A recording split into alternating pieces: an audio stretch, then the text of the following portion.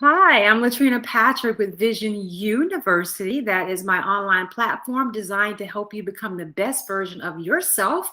And we use a mind, body, and spirit approach. We are focusing on the mind as we work our way through the ABCs of grant writing.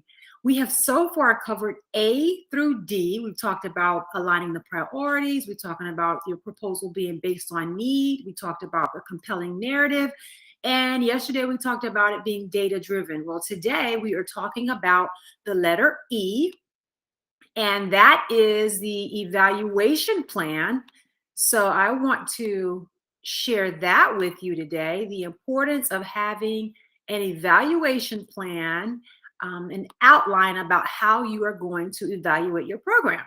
So let's delve into that right now.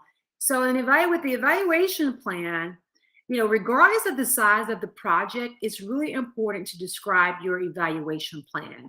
In other words, you want to let the funders know how it is you're going to track your success, because that's basically what an evaluation plan allows you to do. Track your success, and it doesn't always not always going to be successful, but at least you will know as you go along the process. So it's really just a tool for measuring your success. An ongoing evaluation plan helps to measure your progress throughout the grant period. So if you are going after federal money, it's typically going to be a minimum of 3 years.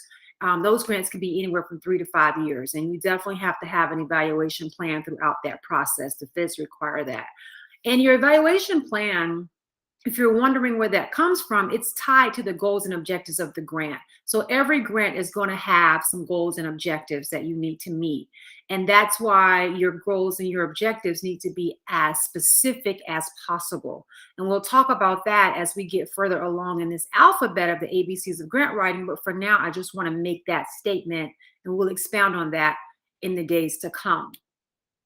So, in general, your evaluation plan needs to be conducted by an outside evaluator. As I mentioned a few minutes ago, the federal grants require you to have an evaluation plan, and they also require you to have an outside evaluator and allow you to allocate up to 20% of your overall budget funds to go towards an evaluation plan. That's how significant it is for federal funders. And any grant that's $150,000 or less does not typically require an evaluation plan. So if you are applying for corporation grants or smaller foundation grants, and it's going to be for that amount or less, they're not going to always ask for an evaluation plan. They typically won't. But here's the thing: what sets you apart from others is the fact that you are mentioning you having an evaluation plan. And that's an indicator to the funder that you, number one, know what you're doing, and that you understand the significance of tracking your success. So even if they don't require it, that is one way to put yourself above the rest when you are competing in a foundation or a corporate type grant. So they know that you really do know what you're doing, and that really does set your application apart. Now, you can still conduct an internal evaluation, but the feds, when you are not dealing with the feds, it's okay to do that, because it's just a tool that you are measuring, your progress and trying to see where you stand. You should still want to know what's working and what's not working. So even if a funder doesn't require it, you should still want to know. That's very valuable insight and information for your program. You can use your findings, especially the progress that you're making, to position yourself for additional funding from other sources. So even if you are doing a grant program that doesn't require an evaluation, you can still get some really important data from that process and use that as you are applying for other funding to show that you have a track record in what you're doing, and you can show from a data perspective how you've been successful and why the successes you've had can be directly attributed to the work that you're doing. So it's always important to evaluate, because it's going to help you get even more funding as you grow in your grant. I should say grow in your organization and build your capacity so that you can attract more funding.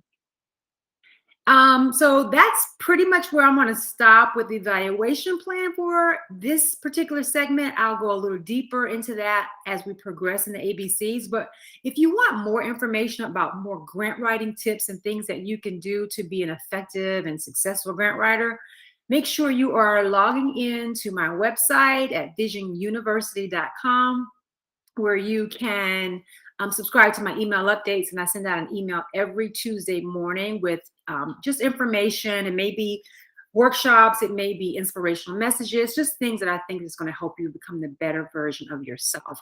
But most importantly, I have a webinar coming up on March 17th that I really think that you will enjoy. It's called Grant Writing 101, The Art of the Skill. I'm offering 2 slots. You have to choose one or the other. From 1 to 2 p.m. for those who can do something around their lunch hour, or also from 7 to 8 p.m. You do need to register. It's free, but you do need to register and reserve your slot, so I'll know which training that you plan to attend. And of course, you can also subscribe to my YouTube channel, where I release more videos a few times a week about grants and other things as well. So go to YouTube and look up Vision University, and you will be able to access more videos that will be available to you in that platform. So I hope you found this information helpful. I hope to see you again as we progress along the alphabet with the ABCs of grant writing. But in the meantime, I want to remind you to create the vision for the life that you desire and you deserve, because you are the only one who can.